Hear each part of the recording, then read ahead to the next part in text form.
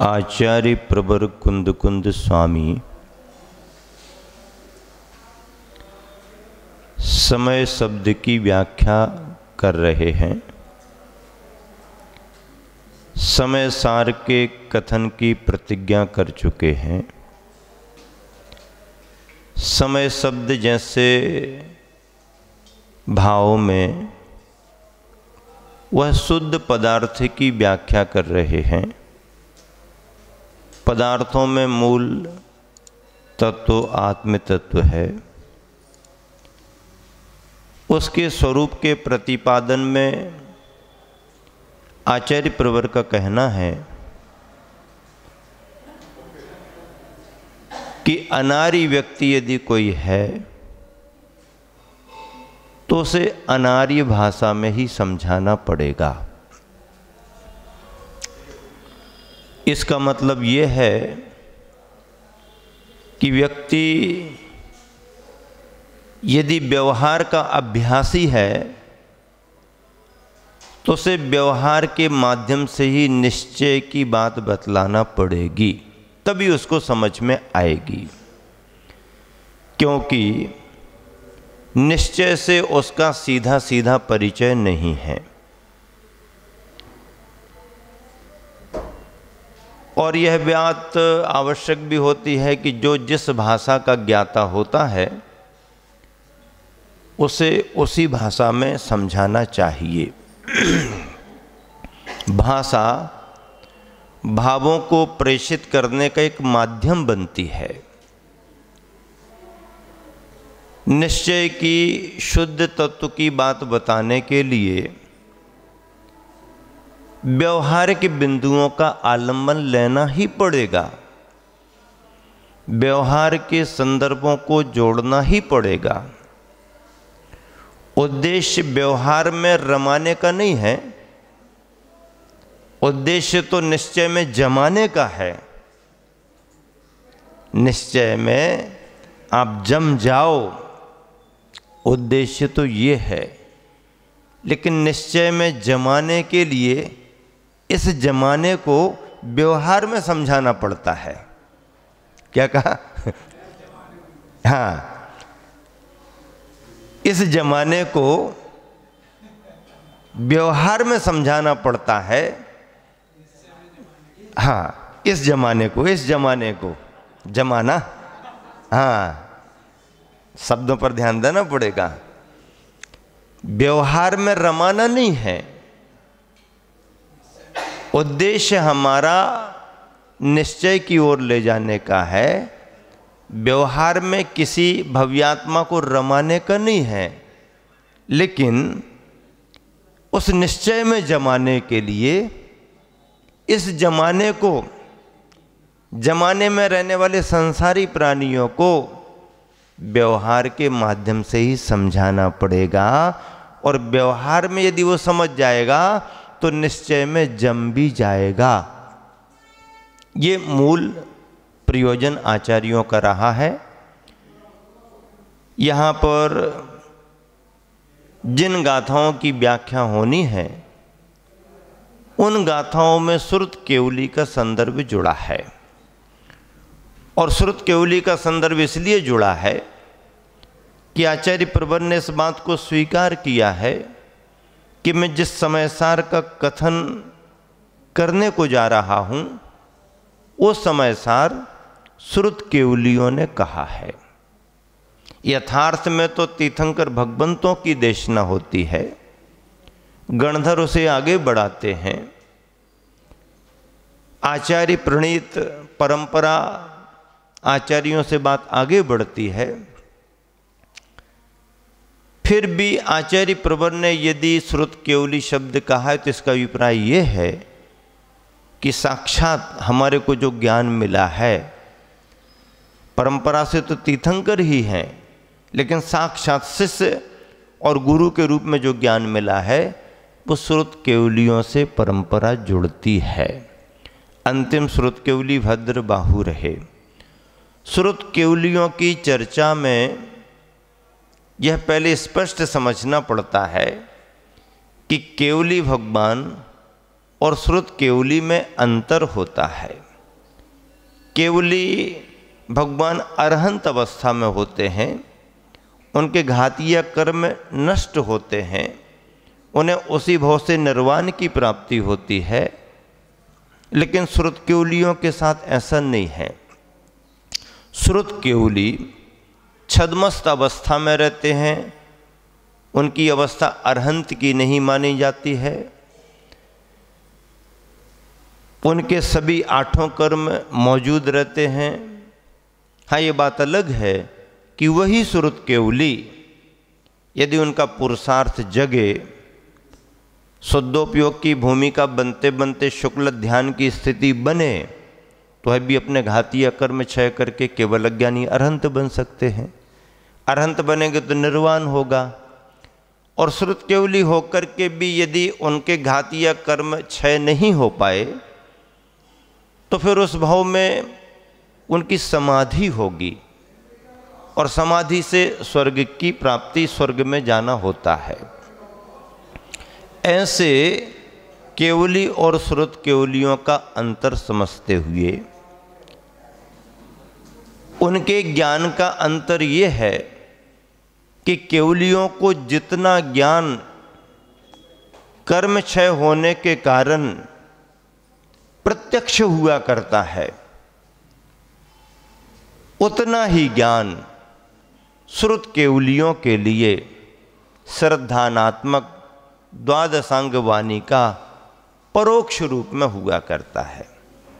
प्रत्यक्ष और परोक्ष पने का अंतर है। ये अंतर सर्वज्ञ पने और छद्मस्त पने की स्थिति का अंतर है। ऐसे श्रुत केवलियों की जब चर्चा आती है तो भाव श्रुत केवली और द्रव्य श्रुत केवली की चर्चा होती है। भाव श्रुत केवली उन्हें कहा गया जो अपने ज्ञान बल से अपनी शुद्धात्मा की अनुभूति में उस समय संलग्न हैं, भाव श्रुत केवली माने जाते हैं। और यह भाव श्रुत केवलीपना जब तक किसी को प्राप्त नहीं होगा, तब तक उनके लिए आगे का मार्ग, केवल ज्ञान का रास्ता खुलेगा नहीं। द्रव्य श्रुत केवलीपना वो होता है जो अपने ज्ञान के क्षयोपशम बल पर द्वादशांग वाणी के सार को ग्रहण कर लेते हैं, धारण कर लेते हैं। ऐसे श्रुत केवलियों की क्षमता में एक अंतर मुहूर्त में द्वादशांग का पाठ करने की क्षमता आ जाती है, जो क्षमता गणधरों को प्राप्त होती है। ऐसे द्रव्य श्रुत केवली, दोनों ही केवलियों की चर्चा करने के लिए यहाँ पर आचार्य कुंद कुंद स्वामी ने समय सार की पीठिका अधिकार में 2 गाथाएं लिखी हैं, उनका उच्चारण करेंगे, व्याख्या आगे बढ़ेगी। उच्चारण के लिए तैयार हो, सभी के सामने पुस्तकें हैं। जो ही सुधे नहीं गच्छति अपानमिनं तु केवलं शुद्धं तं शुद्ध केवलिमिषिनो भणन्ति लोगपदीवयरा।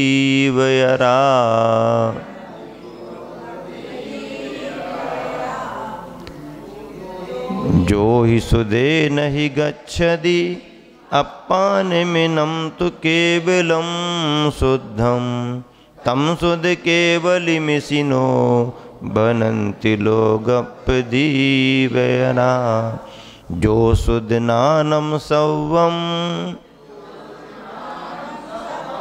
जानदि शुद्ध केवलिं तमाहुजिना। शुद्ध नानमाद सौवं जम्मा शुद्ध केवली तम्हा।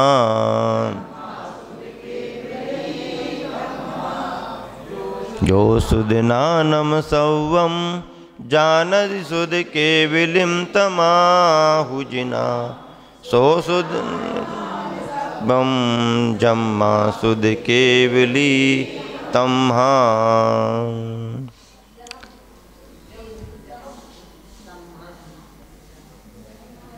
अन्वय है नीचे, जो जीव ही वास्तव में सुदेन तु श्रुत ज्ञान, ब्रैकेट में लिखा है भाव श्रुत ज्ञान से, इनम इस अनुभव गोचर, केवलम शुद्धम केवल एकमात्र एक शुद्ध अपानम आत्मा का अहिगच्छधि अभिगच्छधि अनुभव करता है, तम उसको लोगप दिव्यरा, लोक के दीपक के समान, अर्थात लोक के प्रकाशक, दीपक कहने का मतलब है प्रकाशक, लोक के प्रकाशक। इसी नो ऋषिनः ऋषिगण मुनिगण, शुद्ध केवलिम श्रुत केवली भणंती कहते हैं, निश्चय रूप से श्रुत केवली कहते हैं। दूसरी गाथा का अर्थ है, जो जीव सब्बम समस्त शुद्ध नानम श्रुत ज्ञान, अर्थात द्वादशांग रूप द्रव्य श्रुत ज्ञान, पहले भाव श्रुत ज्ञान कहा आत्मा की अनुभूति को लेकर के, अब द्रव्य श्रुत ज्ञान कह रहे हैं, जो द्रव्य श्रुत व्याख्यात हुआ है भगवंतों की वाणी में, उसको लेकर के आहू जानदि जानता है, तम जिना उसे जिनदेव शुद्ध केवलिम श्रुत केवली आहू कहते हैं। कौन से व्यवहार श्रुत केवली कहते हैं? जम्मा क्योंकि सब्बम संपूर्ण शुद्ध नानम श्रुत ज्ञान, द्रव्य श्रुत ज्ञान के आधार से उक्त भाव श्रुत ज्ञान आधा आत्मा ही है। तम्हा इस कारण से, इसलिए वह शुद्ध केवली श्रुत केवली हैं। सारांश क्या है अर्थ के रूप में?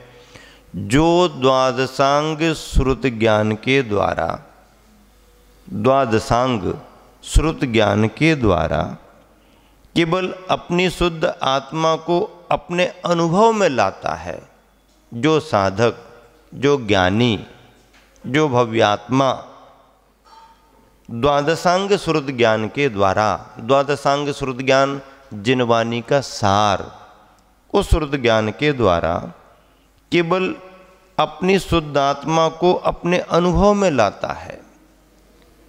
द्वादशांग ज्ञान है पर अनुभव में केवल आत्म तत्व को ला रहा है, उसे सर्वज्ञ भगवान भाव श्रुत केवली कहते हैं, अर्थात वो अंतरंग परिणामों का श्रुत केवली हो गया। और उसी श्रुत ज्ञान के द्वारा जो संपूर्ण पदार्थों को जानता है, संपूर्ण पदार्थों को जानने का मतलब ये है कि लोक में जो भी चराचर पदार्थ हैं, जड़ जंगम पदार्थ हैं, चेतन अचेतन पदार्थ हैं, उन सभी को, उनकी सभी अवस्थाओं को जानता है, उसे जिन भगवान द्रव्य श्रुत केवली कहते हैं। सभी अवस्थाओं को हो सकता ना भी जान पाए, क्योंकि द्रव्य को जानना और द्रव्य की सभी अवस्थाओं को जानने में अंतर है। सभी अवस्थाओं में त्रिकालपना जुड़ेगा। त्रिकालपने का मतलब है कि पिछला जो परिणमन हो चुका है वह, अगला जो परिणमन होगा वह, और वर्तमान में जो परिणमन हो रहा है वह, इसे त्रिकाल कहते हैं। त्रिकाल ज्ञाता, तीनों कालों के ज्ञाता, लोक में रहने वाले चेतन अचेतन जड़ जंगम आदि समस्त पदार्थों के ज्ञाता, और उन समस्त पदार्थों की समस्त अवस्थाओं के ज्ञाता, इन दोनों में अंतर है। लोक में जो भी चराचर पदार्थ हैं, चर का मतलब है चेतन, एकमात्र जीव द्रव्य ही आएगा।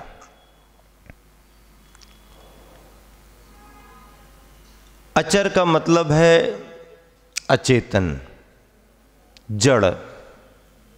उसमें शेष 5 द्रव्य आ जाएंगे, पुद्गल, नभ, धर्म, अधर्म, काल। पुद्गल, नभ यानी आकाश, धर्म, अधर्म, काल, ये 5 द्रव्य जड़ हैं, अचेतन हैं। इनमें ज्ञान दर्शन की शक्ति नहीं है, ये सुख दुख महसूस नहीं कर सकते हैं। जिसमें ज्ञान दर्शन की शक्ति होती है वो जीव सुख दुख का अनुभव करता है।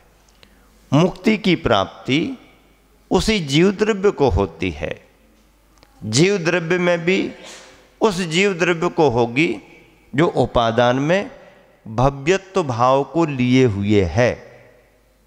अभव्यत्वपना उसका होगा तो जीव होने पर भी निर्वाण नहीं होगा, क्योंकि रत्नत्रय प्राप्त नहीं होगा। दूरानुदूर भव्य होगा, भव्यत्वपना है पर प्रकट करने के उसको योग नहीं बनेंगे, उसे भी निर्वाण की प्राप्ति नहीं होगी। निर्वाण की प्राप्ति केवल भव्य जीव को ही होती है। और ऐसा भव्य जीव जो संसार का अंत करने की निकट स्थिति में है, निकट भव्य है, उसे यदि रत्नत्रय का योग बने, उपादान उसका जागे, निमित्त उसको वैसे मिले, फिर रत्नत्रय का योग बनने के बाद उसका पुरुषार्थ इतना जागे कि महाव्रतों को धारण करके वह शुद्धोपयोग की भूमिका में गुप्तियों में लीन हो। उस शुद्धोपयोग की भूमिका में भी उसका इतना उपादान जागे कि वह घातीय कर्म क्षय करने योग्य शुक्ल ध्यान को प्राप्त कर ले, शुक्ल ध्यान से घातीय कर्मों को नष्ट कर ले। ऐसा भव्य जीव ही अरहंत और सिद्ध अवस्था को प्राप्त होता है। यहाँ पर केवली भगवान की परिभाषा में ये घटेगा कि केवली भगवान वो होते हैं जो लोक के समस्त चराचर पदार्थों को भी जानते हैं और उनकी समस्त अवस्थाओं को भी जानते हैं। किंतु श्रुत केवली संपूर्ण पदार्थों के ज्ञाता तो हो जाएंगे, पर संपूर्ण पदार्थों की संपूर्ण अवस्थाओं के ज्ञाता नहीं हो पाएंगे। क्यों? क्योंकि त्रिकालवर्ती ज्ञान उनको नहीं माना। अतीत में क्या क्या परिणमन हुआ ये उनको पता नहीं, भविष्य का परिणमन क्या होगा ये क्षयोपम छद्मस्त जीवों को नहीं। ऐसे अरहंत और सर्वज्ञों की व्याख्या में श्रुत केवलियों की चर्चा यहाँ पर हो रही है। चलिएगा, इतनी व्याख्या करने के बाद इन दोनों गाथाओं का आपको पद्यानुवाद पढ़ना है, फिर अपनी व्याख्या शुरू करेंगे। पद्यानुवाद के लिए तैयार हो। 9वां और 10वां पद। सिद्धांत के मनन से जिसे ने निहारा, शुद्धात्म को सहज से तज राग सारा। है पूर्ण भाव श्रुत केवली वो निहाला, ऐसा कहें ऋषि करें जग में उजाला।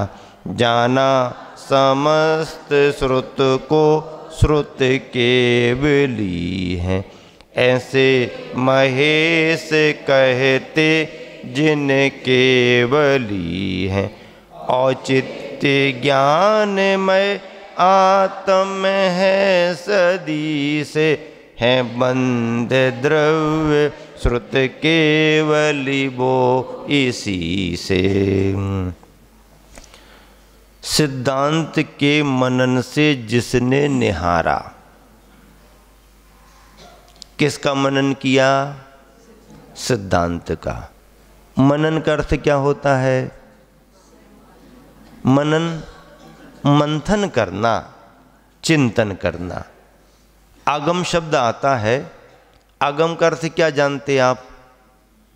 आगम का अर्थ क्या होता है? आप कहोगे ग्रंथ जिन्हें आचार्यों ने लिखा है, भगवान की वाणी जिसमें है, उसको आप आगम कह देंगे, शास्त्र कहेंगे।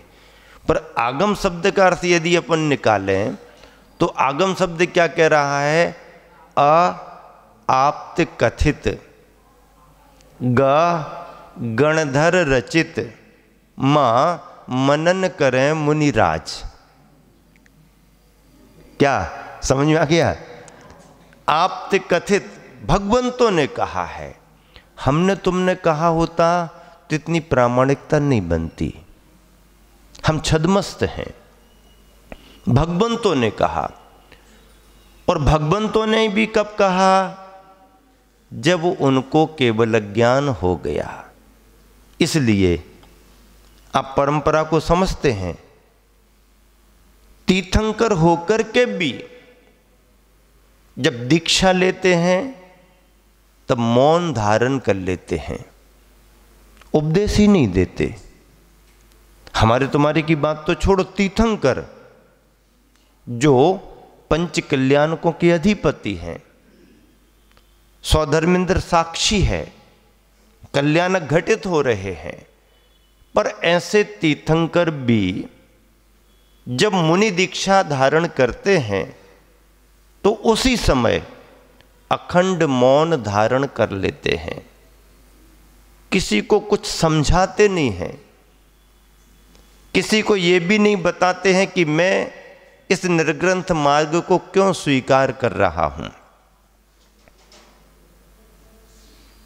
सभी समझ जाते हैं, इंद्र साक्षी है, कल्याणक होता है, पर वह धर्मोपदेश नहीं देते। कुमार अवस्था निकल गई, राजपाट मिल गया, राजा बन गए, सुख दुखों को दूर करने की बातें बताएंगे। दुख है तो कैसे दूर करो, सुख प्राप्ति का उपाय ये है, परिवार ऐसा चलाओ, सामाजिक व्यवस्था ऐसी होना चाहिए, सब कुछ बताएंगे, लेकिन धर्म के रूप में उपदेश नहीं देंगे। क्यों नहीं देते? वो तो तीर्थंकर हैं, भव भवांतर का पुण्य लेके आए हैं, उनके ज्ञान में तो आता होगा, जन्म से अवधि ज्ञान लेकर के आए हैं, वो जानते भी हैं, लेकिन उस राज्यावस्था में वह उपदेश धर्म के रूप में उपदेश नहीं देते। क्यों नहीं देते? तो चलो ठीक है, घर गृहस्थी वाले थे, आरंभ परिग्रह की भूमिका थी, राजा के रूप में थे, उपदेश नहीं देते। अब जब महाराजा बन गए तब तो उपदेश देने लगे ना। अपन ऐसा सोचते हैं, नहीं, राजा की भूमिका में भी नहीं और महाराजा की भूमिका में भी नहीं। तो फिर वो महाराजा नहीं दे पाते तो ये महाराजा क्यों दे रहे? फिर इनको भी मौन रहना चाहिए। तो ये महाराजा दे सकते हैं। क्यों? क्योंकि हम साक्षात करके आपको नहीं सुना रहे हैं, हम परंपरा से ज्ञान प्राप्त करके आपको सुना रहे हैं। हमारा ज्ञान परोक्ष है, परंपरा से प्राप्त है, आगम की परंपरा और गुरु के ज्ञान की परंपरा, आगम की परंपरा और गुरु के ज्ञान की परंपरा। इसी में अनुभव और जुड़ जाता है, अपना खुद का अनुभव। गुरुपदेशात अभ्यासात संवित्ते है स्वपरांतरम। गुरु का उपदेश, आगम की परंपरा, अपना अभ्यास, अपना अनुभव, ये जुड़ेगा। इसके बल पर, इसके माध्यम से हम आपको उपदेश दे रहे हैं। हमारा उपदेश परंपरा से प्राप्त ज्ञान का उपदेश है। तीर्थंकर परंपरा का अनुकरण नहीं करते। कोई भी तीर्थंकर परंपरा का अनुकरण नहीं करते हैं। वो आचार्यों की परंपरा का अनुकरण नहीं करेंगे। उनके समय में कोई ग्रंथ नहीं लिखे जाते थे, धर्म के रूप में लिपि थी, लेखनी थी। आदिनाथ के समय भी लिपि थी, लेखनी थी। व्यापार आदि में लेन देन, बही खाते बनेंगे, समाचार भेजाएंगे लिख करके, शुभकामना संदेश जाएंगे, सुख दुख की बातें कर लेंगे, लेकिन धर्म के रूप में कोई ग्रंथ नहीं, क्योंकि केवली भगवान मौजूद रहते हैं, रिद्धिधारी मुनि मौजूद हैं, लिखने की जरूरत नहीं। जब ये लगने लगा कि ये धर्म की परंपराएं केवलियों के अभाव में, रिद्धिधारी मुनियों के अभाव में समाप्त हो सकती हैं और ज्ञान लुप्त हो जाएगा, तो चिंता करके लिख दो ग्रंथ को, ताकि ज्ञान चलता रहे। तीर्थंकर किसी का अनुकरण नहीं करते, ना वो कभी किसी पाठशाला में जाते हैं, ना वो कभी शिक्षण और प्रशिक्षण के शिविर अटेंड करते हैं, ना वो कोई किसी विद्यालय, कॉलेज, स्कूल में एडमिशन लेते हैं। वो किसी से नहीं पढ़ते हैं, लौकिक क्षेत्र में भी नहीं पढ़ते हैं, और धर्म के क्षेत्र में पढ़ने की तो बात ही नहीं। वैराग्य भावों को प्राप्त करके जब वह दीक्षा के अभिमुख होते हैं, तो नमः सिद्धेभ्या कह के पंचमुष्टि के स्लुंच करके निर्ग्रंथ अवस्था धारण करते हैं और अखंड मौन धारण कर लेते हैं। आदिनाथ भगवान मुनि अवस्था में 1000 वर्ष रहे, 1000 वर्ष का उनका मौन रहा। महावीर भगवान 12 वर्ष तक मुनि अवस्था में रहे, 12 वर्ष तक महावीर भगवान का मौन रहा। तो मौन रहते थे तो आहार वगैरह, तो आहारचर्या को तो जाते थे, तो आहारचर्या को जाएं और कुछ 2 शब्द श्रावक को बोल करके ना आए, तो श्रावक को संतुष्टि कैसे होगी? अरे उनके देखने से ही श्रावक को संतुष्टि हो जाती। उनकी मंद स्मित मुस्कान मिल जाए तो उससे संतुष्टि हो जाती। हम और आप घंटे भर बोल करके भी जितना संतुष्ट नहीं कर पाएंगे, वो मौन रह करके एक नज़र में भी भरपूर आशीर्वाद। तीर्थंकर हाथ उठा करके भी आशीर्वाद नहीं देते, तो हाथ उठा के नहीं देते तो आशीर्वाद नहीं देते? नहीं, आशीर्वाद तो जाता है उनका, लेकिन हाथ उठा करके नहीं देते। तो हाथ उठा के नहीं देते तो क्यों? उनका अपना चिंतन है, विचार है। प्रमाद की अवस्थाओं से ऊपर उठ करके उनकी चर्या रहती है। ये हाथ उठा करके आशीर्वाद देने में आपको लगता तो बहुत अच्छा है, लेकिन हमारी भूमिका में प्रमाद की भूमिका है। भक्त आदमी ने नमोस्तु किया है, करुणा भाव से दे दो कल्याण हो, ये 6ठे गुण स्थान की भूमिका है। और प्राय करके तीर्थंकर भगवंत 7वें गुण स्थान की भूमिका में अधिकतम समय बिताते हैं। आहार करने जाएंगे, करुणा भाव से आशीर्वाद तुम्हें पूरा मिलेगा, पर ना बोलेंगे और ना एक हाथ से और ना दोनों हाथों से, वापस आ जाएंगे। फिर भी वो दातार, वो घर, वो नगर धन्य धन्य हो जाता है, पंचाश्चर्य हो जाते हैं। ऐसे तीर्थंकर भगवंतों की चर्चा में आगम की बात है। तीर्थंकरों का ये विचार रहता है कि जब तक केवल ज्ञान को प्राप्त ना कर लें, सर्वज्ञपना ना आ जाए, लोकालोक के चराचर पदार्थों की साक्षात स्थिति केवल ज्ञान में ना आ जाए, तब तक उपदेश संपूर्ण रूप से तत्व का नहीं हो पाएगा। इसलिए मौन धारण करते हैं और केवल ज्ञान होने पर फिर उपदेश होता है, वो सर्वज्ञता की ध्वनि, दिव्य ध्वनि मानी जाती है। आप्त कथित आगम रचित मनन करें मुनिराज। आप्त कथित आगम गणधर रचित, आप्त कथित गणधर रचित मनन करें मुनिराय, इसका नाम आगम। क्या पूछना? पूछ सकते हो, पूछना है कुछ?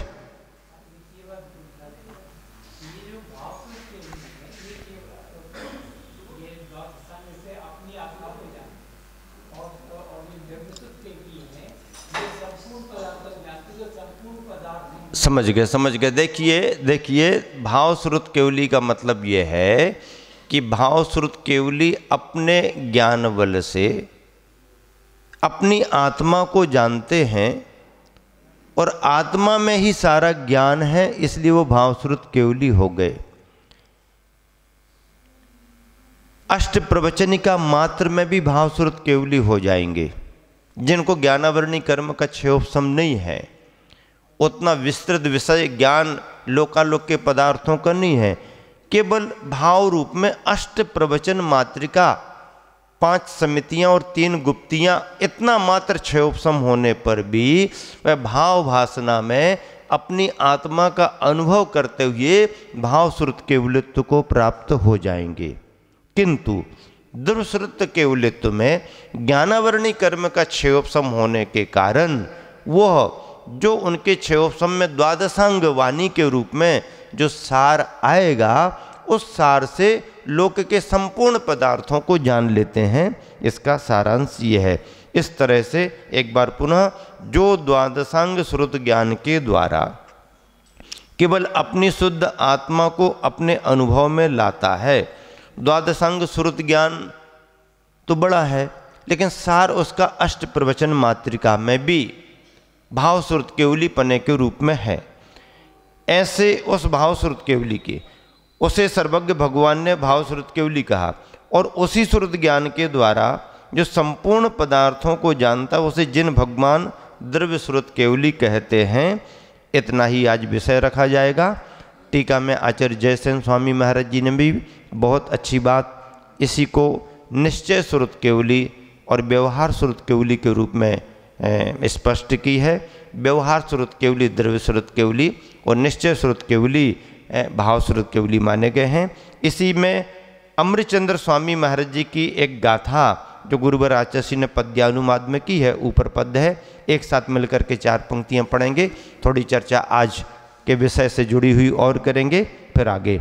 मणिमय मन हर निज अनुभव से झग झग झग झग करती है, तमोर जो अरु सत्यो गुणों के गण को क्षण में, समय समय पर समय सारमय चिन्मय निज ध्रुव मणिका को, नमता मम निर्मम मस्तक तज मृण्मय जड़मय मणिका को, मृण्मय जड़मय मणिका को।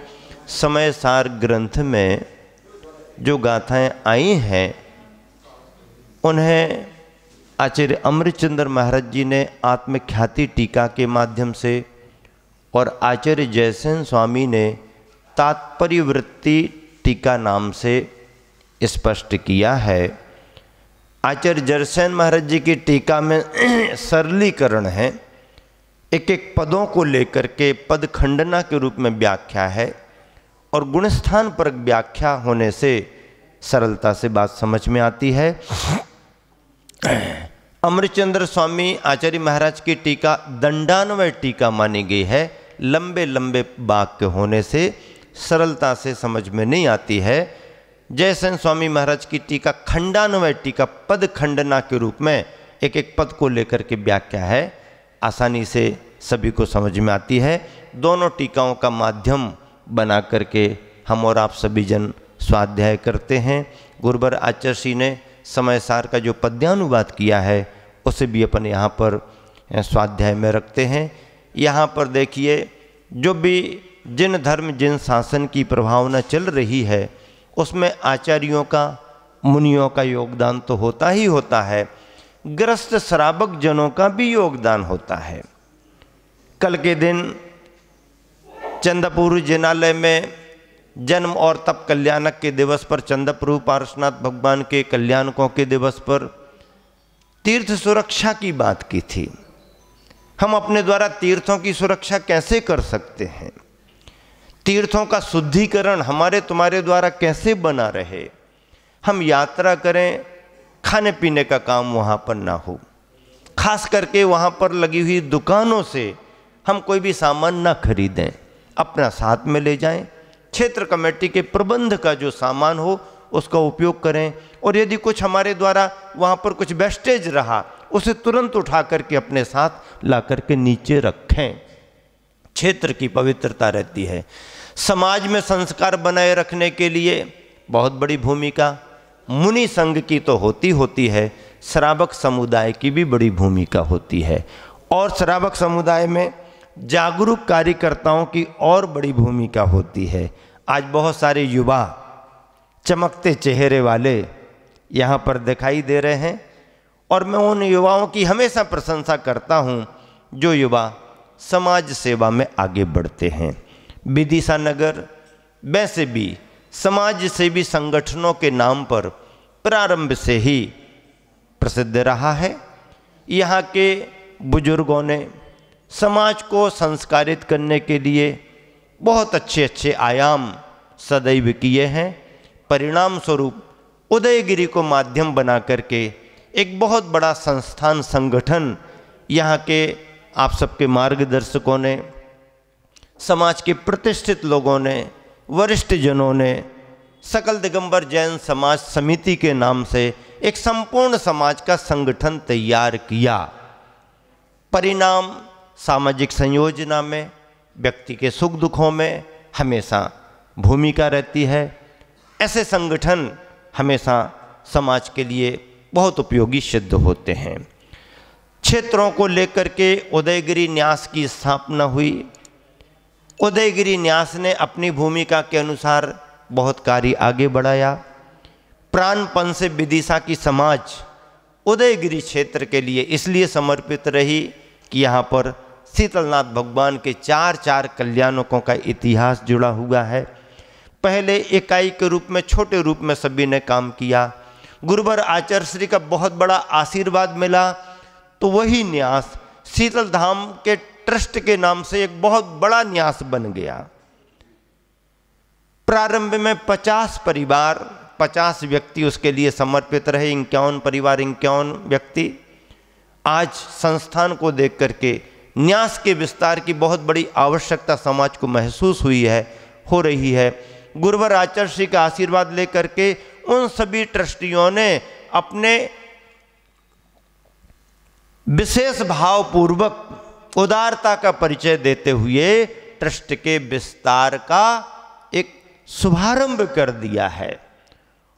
और ऐसा शीतलधाम ट्रस्ट एक बहुत बड़े विस्तार के साथ समूह शरण की जो रचना हो रही है, उदयगिरी का इतिहास शीतलनाथ भगवान के इतिहास से जो जुड़ा हुआ है उसका विस्तार करने के लिए ट्रस्ट का विस्तार कर रही है। बहुत सारे परिवारीजन भाव बना करके आशीर्वाद ले चुके हैं, और भी जिन परिवारों के भाव बने मार्गदर्शन लेकर के देव शास्त्र गुरु के समर्पण के साथ में वह आशीर्वाद ले सकते हैं। अभी प्रबंध कारिणी कमेटी का वर्तमान में और सभी न्यासियों का पूरा उदारता का भाव है, और वह चाहते हैं कि अभी अभी इसी समय में सेंचुरी के आसपास तक यदि नाम पहुंच जाएं तो एक बहुत बड़ा शतक शीतल धाम के लिए, उदयगिरी ट्रस्ट के लिए समर्पित हो जाएगा। और ये तो यदि भाव किया है तो हो ही जाएगा, समय लगेगा, होगा। लेकिन बहुत अच्छी बात है, आज यहाँ पर युवा जन एक उद्देश्य को लेकर के आए हुए हैं। उद्देश्य उनका समाज सेवा का है। बहुत सारे संगठन अपनी अपनी भूमिका में काम कर रहे हैं, सेवा दलों के नाम से काम करते हैं।